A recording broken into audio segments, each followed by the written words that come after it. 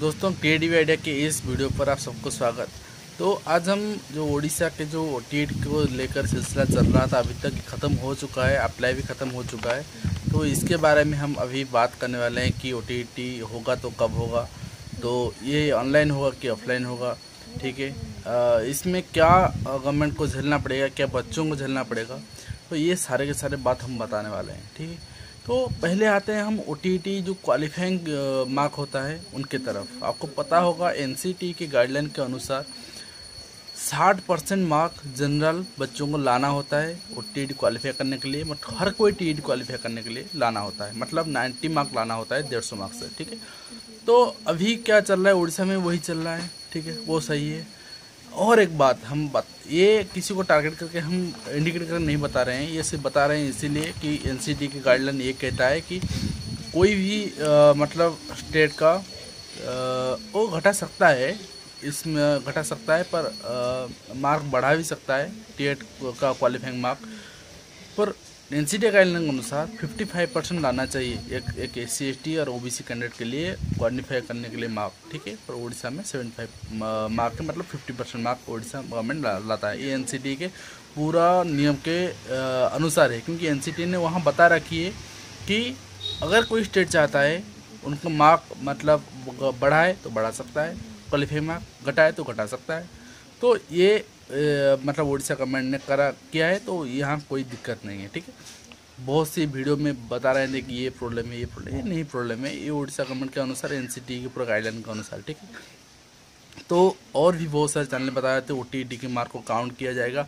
अभी जो मतलब आपको पता होना चाहिए, उत्तराखंड में गवर्नमेंट जो पोस्ट निकाला है, वहाँ गवर्नमेंट की क्या बताया, उनका पोस्टिंग जो हो रहा था पिछले सालों से हो रहा था, उनको पैनल के हिसाब से हो रहा था। मतलब जो जितने मतलब एक बंदा अगर 2017 में क्वालिफाई किया है तो 17 में उसको पहले पोस्टिंग दिया जाएगा, और 18 में क्वालिफाई किया है तो उसके बाद में पोस्टिंग दिया जाएगा, वो चाहे जितने मार्क्स सिक्योर की हो। पर इस साल गवर्नमेंट ने डिसीजन हटा लिया है, कैबिनेट ने निष्पत्ति लिया है कि वो TET के मार्क को बेसिस करके पोस्टिंग देंगे। ठीक है, तो अभी तो उड़ीसा में ऐसे कोई कैबिनेट जो डिसीजन नहीं आया है फिलहाल। पर ये एक लेटर आया था पिछले साल, जब 2016 का रिक्रूटमेंट चल रहा था, उसका केस सॉल्व हो गया था, उसके बाद एक लेटर आया था कि जो TET मार्क है, ठीक है, जो मतलब बच्चे कोई रिजर्वेशन कैटेगरी को लेकर, मतलब हमको OBC SC/ST कैटेगरी मिला है तो हम 75 से क्वालिफाई कर जाते हैं, तो उन बच्चे रिक्रूटमेंट के दौरान जो अनरिजर्व कैटेगरी है, जहां पर 90 मार्क रख के बच्चे क्वालिफाई करते हैं, वहां भाग नहीं ले पाएंगे। वो अपने मतलब जो रेस्पेक्टेड कैटेगरी है वहां वो कम्पीट करेंगे। ठीक है, अगर एक SC/ST के या OBC के बंदा अगर 90 मार्क रखा है, 90 एबव रखा है वो TET में, तो वो भाग ले सकता है UR कैटेगरी में, अनरिजर्व कैटेगरी में। अगर नहीं रखा है तो वो तो मतलब ये आया था, पर ये नियम लागू होगा कि नहीं होगा तो गवर्नमेंट डिसाइड करेगी, क्योंकि वो लेटर गवर्नमेंट भी निकाला था। ठीक है, तो हमको इतना घबराने की ज़रूरत नहीं, हम वेट करना चाहिए जब नोटिफिकेशन निकलेगा रिक्रूटमेंट का। ठीक है, तो हम जितना उम्मीद रखते हैं दिसंबर के लास्ट महीने, जनवरी के फर्स्ट महीने तक, दिसंबर के लास्ट वीक या जनवरी के फर्स्ट वीक तक ये निकल जाएगा, जैसे जो नोटिफिकेशन निकल जाएगा।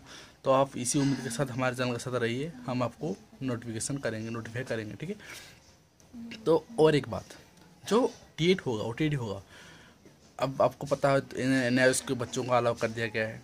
ठीक है, और जो NIOS के बच्चे, आपको लग रहा है कि 50,000 बच्चे हैं, ठीक है, NIOS के, आपको पता होना चाहिए कि बहुत सारे ऐसे जो टीचर है जिनका एज लिमिट क्रॉस कर चुका है, मतलब 32 ईयर से क्रॉस कर चुका है। तो आपको पता है उड़ीसा गवर्नमेंट 32 के बाद रिक्रूट नहीं करता है। ठीक है, तो अगर 32 एज क्रॉस कर चुका है तो उन 50,000 से सेकेंड ईयर में 50,000, आपको 1 लाख नहीं बताना चाहिए, क्योंकि फर्स्ट ईयर में और 50,000 है उनको हम इंक्लूड नहीं कर रहे हैं। तो 50,000 से लगभग 30,000 मतलब ओवरेज के हैं। ठीक है, उसके बाद रह गए 20,000, तो 20,000 में से आपको 10,000 आप ले लीजिए, क्योंकि और जो 10,000 रहे उनके जो इंटरमीडिएट और ग्रेजुएशन को बता यहाँ तो ज़रूरत नहीं है, पर इंटरमीडिएट में 50% मार्क नहीं है, वो इम्प्रूवमेंट के लिए अप्लाई किए हैं। ठीक है, तो उनको हम काउंट नहीं करते हैं। और जो 10,000 हैं, अगर 10,000 TET फॉर्म फिलअप करते हैं, आप चले जाइए 4-5 साल पहले, जब मतलब अनटेंड बच्चे वो टेट देते थे, तब कितना जो परसेंटेज, जो क्वालिफाई परसेंटेज कितना रहता था, 7%, 6%। क्यों? बहुत सारे बच्चे अप्लाई करते थे तो क्वालिफाइंग मार्क कम रहता था। तो अब यहाँ ये देखने को मिलेगा, ठीक है। तो आप निश्चिंत रहिए, क्योंकि कंपटीशन ज़्यादा नहीं रहेगा, 2-3 हज़ार बच्चे आ जाएंगे। तो कंपटीशन अगर एसएस में अलाउ गवर्नमेंट करता है तो गवर्नमेंट के ऊपर डिपेंड करता है। अभी गवर्नमेंट कहता है कि हम अलाउ नहीं करेंगे, पर गवर्नमेंट बाद में अलाउ कर सकता है। अगर करता है तो 2-3 हज़ार जो कंपटीशन बढ़ेंगे आपका बच्चे का, ठीक है। और एक जो टीएट होगा वो ऑनलाइन होगा कि ऑफलाइन होगा, ये तो अभी तक ऑफलाइन आया है। तो इस जो टेट नोटिफिकेशन आया था वहाँ तो मेंशन नहीं था कि ऑफलाइन ऑनलाइन होगा। तो जो होगा हाँ आपके साथ शेयर करेंगे। तो ये रहा पूरा ओटीटी का सिलसिला। और जो एग्ज़ाम डेट, एक्सपेक्टेड डेट, बहुत सारे चैनल पे वीडियो आ रहा है कि एक्सपेक्टेड डेट ये होने वाला है, ये होने वाला है। तो हम बता रहे हैं कि गवर्नमेंट को थोड़ा तो सांस लेने को समय दो। तो आप क्यों इतने घबरा रहे हो? आपको गवर्नमेंट 18 तारीख तक आप मतलब OSST के बाद सोच लीजिए, कितना जल्दी एग्ज़ाम हो गया पर रिजल्ट अभी तक नहीं आ रहा है, क्योंकि टाइम लगता है, ठीक है। तो टीएट वो जो होगा, वो OSST का क्या हुआ था, गवर्नमेंट पहले से क्वेश्चन बना रखा था, तो एग्ज़ाम बहुत जल्द कनेक्ट कर दिया, क्योंकि बहुत जल्द सेंटर भी फिक्स हो गया था। तो ये OTT में नहीं हुआ है, क्योंकि NIOS बच्चों को अलाउ नहीं करना था गवर्नमेंट को। बाद में डिसीजन लेके अगर वो एंट्री करता है उसको, तो बच्चों को जो संख्या है वो बहुत बढ़ गया है। तो सेंटर उनको फिक्स करना पड़ेगा, कहाँ कहाँ एग्ज़ाम देंगे वो, ठीक है। तो पहले गवर्नमेंट सेंटर फिक्स करेगा, उनको नोटिफाई करेगा, उस दिन वैकेंट होगा स्कूल, तो उसके बाद एग्ज़ाम होगा। एडमिट कार्ड भी प्रिपेयर करेगा गवर्नमेंट। तो बोर्ड BSc उड़ीसा, तो आप 1 महीने लग ही जाएगा इस कार्य में, ठीक है। तो आप एक्सपेक्टेड डेट रख लीजिए जनवरी 15 के बाद एग्ज़ाम का। और जो रिजल्ट आना है ये मार्च तक, आप एक्सपेक्टेड डेट रख लीजिए मार्च तक, ठीक है। क्योंकि उसके पहले हम नहीं आने वाले। आप हम भी इस वीडियो अपलोड करते हैं, आप भी ये वीडियो देखते हैं। आप उन टाइम कमेंट करना जब ये, अगर ये जो मतलब एग्ज़ाम डेट और जो रिजल्ट निकलने का डेट इसके पहले आ जाता है तो हमें बताना, ज़रूर बताना कमेंट में।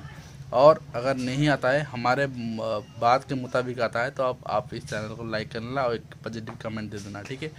तो ये हुआ पूरा टीएट का बात।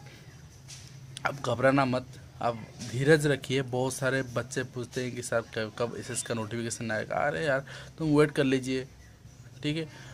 तो वेट कर लीजिए, आ ही जाएगा। और इस वीडियो में हम जो इतने KVS के एस्पिरेंट्स हैं जो एग्ज़ाम देने जा रहे हैं, कल एग्ज़ाम देने जा रहे हैं, उनको बहुत बहुत बधाई। आप अपने हिसाब से करिए एग्ज़ाम। और पिछले साल जो कट ऑफ गया था 100 गया था, तो इस साल 110 115 हम सोचते हैं, क्योंकि बहुत सारा कंपटीशन भी बढ़ गया है। तो आप अपने हिसाब से करिए, नेगेटिव मार्किंग नहीं है। तो इस उम्मीद के साथ हम रखते हैं कि आप अच्छे करेंगे। और टीएट में आपका कोई, और जो अगर आपका कोई भी रह गया है, डाउट रह गया है OTT के बारे में, आप नीचे कमेंट बॉक्स में बता सकते हैं। हम ट्राई करेंगे आपका सब क्वेश्चन का सॉल्व करने के लिए। तो आज के लिए ये वीडियो इतना ही, तब और फिर मिलेंगे दूसरे वीडियो में। तब तक आप खुश रहिए। धन्यवाद।